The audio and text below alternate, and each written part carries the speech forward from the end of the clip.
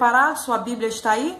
Hoje nós vamos compartilhar o Evangelho de Jesus, escrito por Mateus, capítulo 14, a partir do versículo 22. Como são vários textos, nós vamos trabalhar de uma forma diferenciada hoje, a partir do versículo 22. Mateus 14, versículo 22.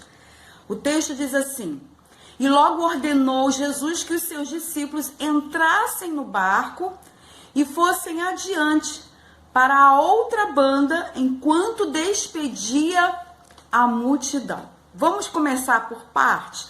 Esse versículo aqui, a princípio, ele vai mostrar que Jesus está colocando, ou melhor, ordenando. Jesus não está pedindo, ele está ordenando que os seus discípulos entrassem no barco. Na Bíblia, quando a gente fala no Novo Testamento a respeito do barco, o barco ele sempre representa, situações. O barco ele sempre vai apontar para episódios da nossa caminhada com Cristo. Então, nesse momento aqui, esses moços, esses discípulos, eles vão aprender uma lição justamente dentro do barco que Jesus está ordenando que eles entrassem. E a ordem de Jesus era que eles fossem adiante para a outra banda. Que banda? Do outro lado do Mar da Galileia. Para quem não sabe, Mar da Galileia, na verdade, é um grande lago com uma extensão imensa, que é chamado de mar, mas na verdade é um lago. E ele é conhecido por 3 nomes: Mar da Galileia, Mar de Tiberíades, e Mar de Genezaré. Mais conhecido como Mar da Galileia por causa da região da Galileia. E aí aquele grande mar, eles vão entrar no barco, e aí Jesus, ele fala: entrem nesse barco, passem para outra banda, enquanto despedir a multidão. Aí a pergunta é: que multidão é essa que Jesus está se despedindo e dando a ordem para os discípulos entrarem no barco? É uma multidão justamente que ele estava ensinando, curando, libertando. E aí o texto 23 vai dizer: E despedida a multidão, subiu ao monte para orar à parte, ou seja, num lugar reservado. Então observe, Jesus ordena aos discípulos que entrem no barco, ele despede a multidão e depois ele sobe ao monte. A pergunta é: por que Jesus tinha esse hábito de orar em monte? Não é que o monte é um lugar mais santo, mais consagrado, não. Na verdade, o monte era justamente um lugar onde Jesus ele podia se isolar daquela esfera da multidão. Então, aonde Jesus se isolava era exatamente no monte, e era o hábito dele que ele tinha para se afastar da aglomeração da multidão. Então ele despede a multidão, sobe ao monte para orar, e no versículo 23 vai dizer que chegada já a tarde estava ali só. Então Jesus estava só, orando, os discípulos estavam atravessando o Mar da Galileia, e o versículo 24, e o barco estava já no meio do mar, açoitado pelas ondas. Observe aqui esse texto, porque aqui nós vamos observar que o barco ele está no meio. Você já parou para analisar que muitas situações que permeiam a nossa vida espiritual, elas não acontecem no início da nossa caminhada. É exatamente no meio da caminhada que as coisas elas começam a se aflorar. Elas vão se aflorando, vão surgindo e vão nos assustando. E estava acontecendo isso ali. Porque, amados, pare para pensar. Se o negócio começar a aflorar, a surgir, a assustar no início da caminhada, a gente não vai nem querer seguir. Mas se você já está com meio caminho andado, um percurso já caminhado, a metade caminhada, e no meio, se você voltar, você perdeu muito tempo, você perdeu muitos anos, você perdeu muitas horas. Então, ou você tem a única possibilidade, o quê? De enfrentar, de seguir avante até chegar e completar a outra metade da sua trajetória cristã. E foi o que aconteceu com esses discípulos. Eles, no meio do mar, açoitado pelas ondas, porque o vento era contrário.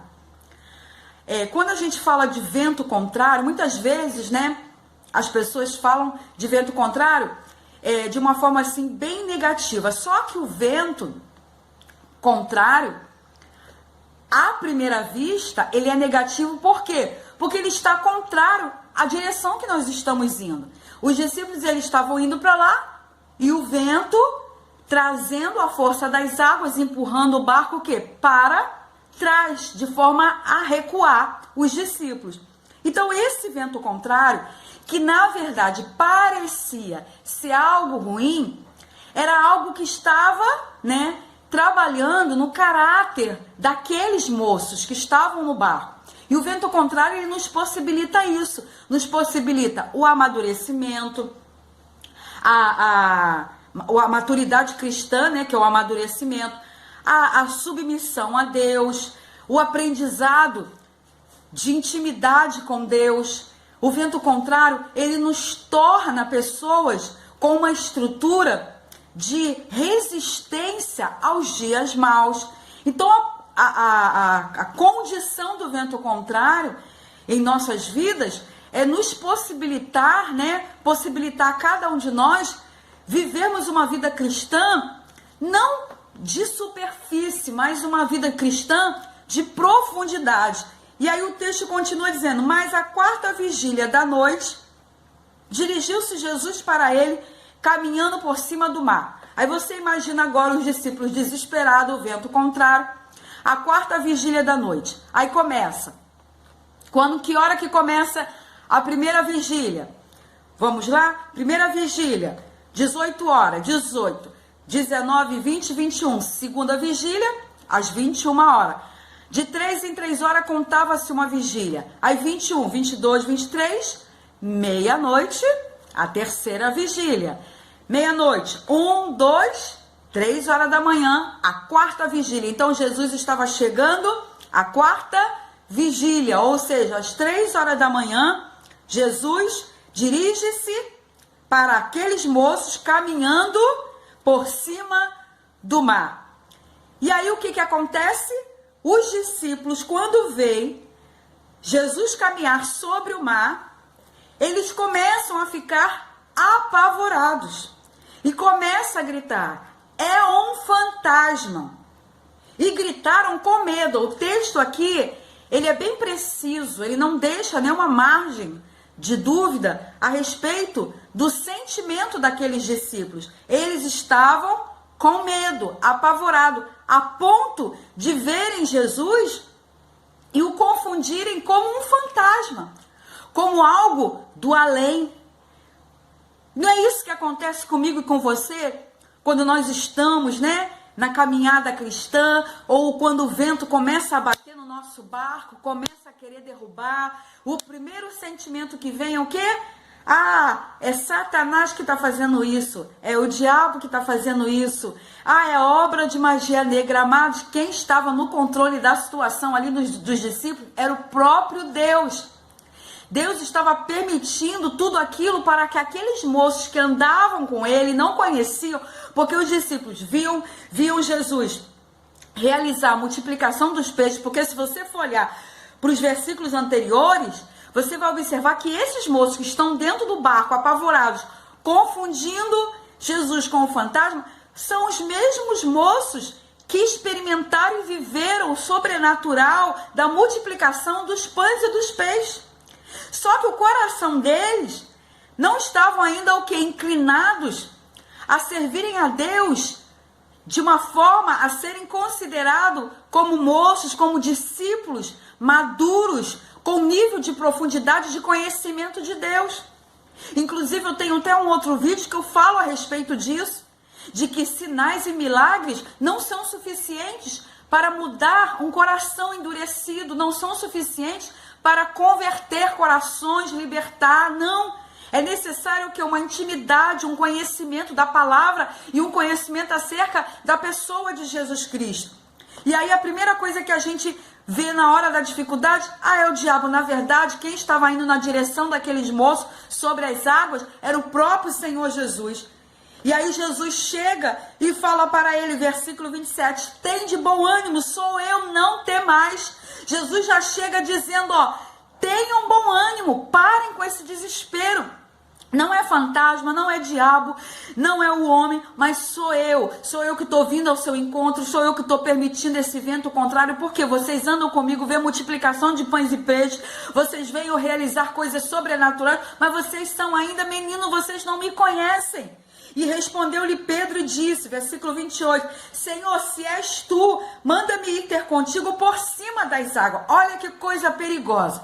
Eu costumo falar que pessoas que ficam pedindo experiências com Deus, querer sentar em posições que muitas vezes vai requerer de nós uma estrutura espiritual e emocional muito grande, isso é muito perigoso. Por quê? Porque Pedro vai falar, Senhor, se és tu, olha só, Pedro fazendo um desafio com Deus, se és tu, manda-me ter contigo por cima das águas. A pergunta é, você está preparado para sentar nessa cadeira que você está pedindo?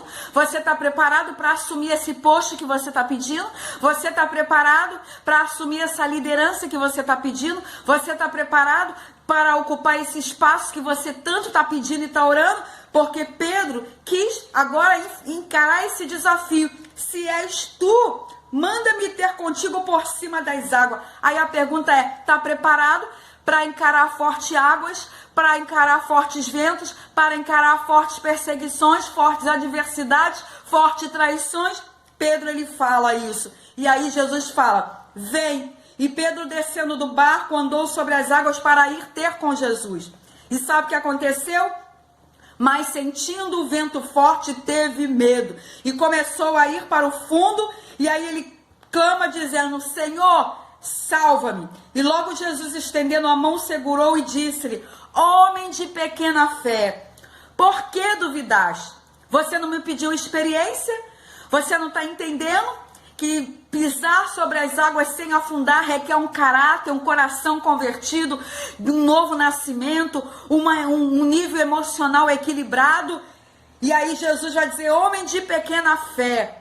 Nem todo mundo que vê pão multiplicar, peixe multiplicar, tem uma fé suficiente para assumir um posto de liderança, um cargo eclesiástico, de assumir um lugar, uma cadeira, uma direção de um determinado local, no ambiente, no contexto de igreja. Então, cuidado com o que você pede a Deus, cuidado com o que você está orando, cuidado com o que você está almejando, porque talvez eu e você não tenhamos a estrutura que precisa para ocupar tal desafio. E foi o que aconteceu com Pedro.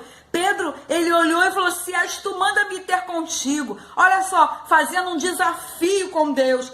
E aí Jesus vê que quando Pedro olha, ele tirou o foco de Jesus e olhou para as águas. Amado, vai chegar certo momento da nossa vida que o agitar das águas vai ser tão forte que nós vamos ser tentados a perder o foco e olhar para as águas. E Jesus está dizendo assim, não olhe para as águas, olhe para mim, ainda que a água seja turbulenta, ainda que ela seja agitada. E aí Jesus sobe para o barco, e quando Jesus ele sobe para o barco junto com Pedro, o vento se acalma. Então aproximaram os que estavam no barco, adoraram, dizendo, és verdadeiramente o Filho de Deus. Está entendendo por que o vento contrário foi permitido na vida daqueles discípulos? Está entendendo por que Jesus falou, homem de pequena fé? Está entendendo por que não se pode ficar fazendo desafio com Deus toda hora? Senhor, se o Senhor me der isso, Senhor, se o Senhor fizer isso. Pedro falou, Senhor, se é tu mesmo, me permita que eu vá até o Senhor. Se é o Senhor mesmo, se é o Senhor, eu vou contigo por cima das águas. O que aconteceu com Pedro? Pedro começou a afundar. Cuidado com os desafios que você está fazendo com Deus. Cuidado com aquilo que você está falando para Deus que você pode. Cuidado, por quê? Porque o vento é contrário, as circunstâncias são adversas e Deus está dizendo para nós, se posicione, deixa Deus trabalhar, porque eles disseram assim, és verdadeiramente o Filho de Deus. Eles não eram totalmente transformados, ainda não sabiam quem era Jesus. E quantos estão querendo cargo, estão querendo posições, estão querendo lugares altos, mas ainda não conhece Jesus e não tem uma estrutura suficiente, que nós possamos descansar e entender que Deus está nos preparando para lugares mais altos. Não vamos desafiar a Deus, não vamos desafiar as águas agitadas, não vamos desafiar aquilo que nós ainda não estamos preparados. Vamos esperar o tempo de Deus, que Deus possa nos abençoar, amados. E mais uma vez eu peço, entre no meu Instagram, Marlene Ensinando a Palavra, e se inscreva e ative o sininho no YouTube, Abrindo a Bíblia com você. Até o próximo vídeo e Deus abençoe a todos em nome de Jesus. Amém.